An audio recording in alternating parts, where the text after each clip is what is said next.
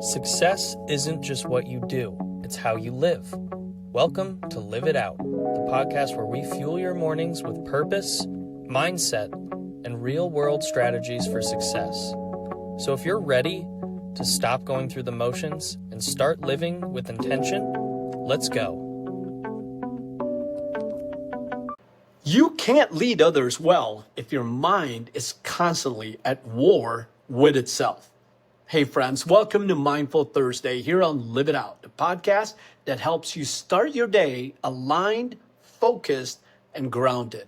I'm Coach Dava, and today we're talking about mental well-being and how it's not just helpful to your success, it's absolutely essential. Because the truth is, the power of your career isn't just in your talent, it's in your clarity.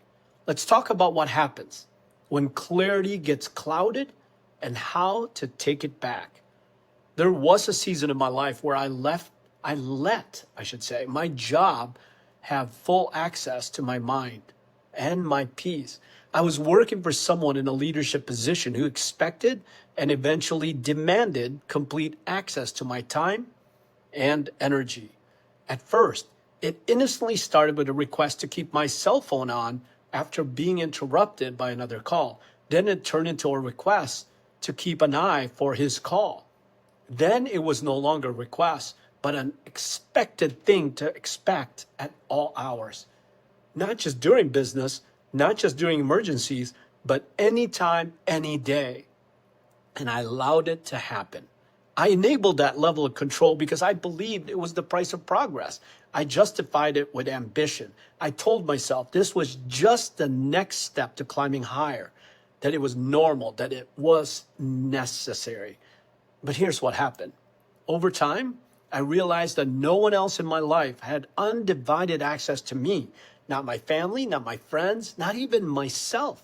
But somehow, I had allowed one person, my boss, to run my calendar, my phone, my thoughts, and my space.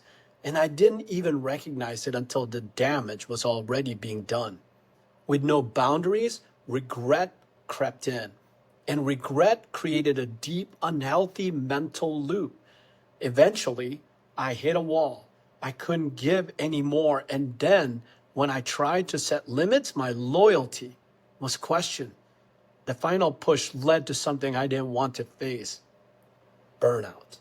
And while I once thought that separation from that company would be the end of my career, it turned out to be the very thing that saved my life and restored my relationships and opened the door to the peace I have today. It taught me something I now teach others. Mental well-being doesn't just deserve space. It requires boundaries. So let me speak directly to you and why mental clarity matters. If you're feeling foggy, stretched too thin, or like your mind is never truly at rest, you're not failing. You're just running on overload. And overloaded minds make reactive decisions. Now, clear minds, they make strategic, bold, thoughtful ones. When your mind is calm, you delegate better. You connect deeper. You show up clearer. Now that's why mental well-being and vocational excellence are partners, not opposites.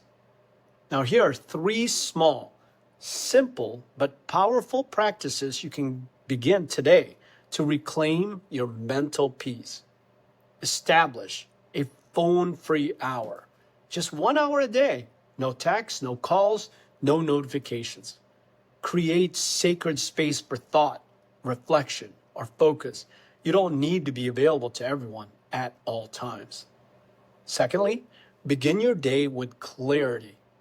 Check in. Before emails or meetings, ask, what is weighing on me? What's the most important thing I need to focus on today? Where do I need to create space, mentally or emotionally? It takes less than 3 minutes, but shifts your entire day. Number 3, protect your peace as a leadership asset. Read things that will fill you up. Surround yourself with voices that ground you. And say no to anything that consistently steals your clarity. You don't need to prove your value by sacrificing your peace. So here's your live it out challenge for today. Choose one mental boundary you've been avoiding and set it. Reflect on where your peace has been leaking and take it back and ask yourself, am I leading from a place of overflow or exhaustion? Because no matter how ambitious your goals are, you won't reach them clearly without having a clear mind. If this message hit home today, you're not alone. Text me at 614-638-9397 and just say, call me. Let's talk through where clarity has been missing and how to take it back. And if you haven't already, subscribe and follow the podcast so we keep starting your mornings strong. Tomorrow is Purposeful Friday, where we'll explore how your work and your impact come together to build a lasting legacy. Until then, guys, protect your peace, honor your clarity, and as always, live it out. Take care, everyone.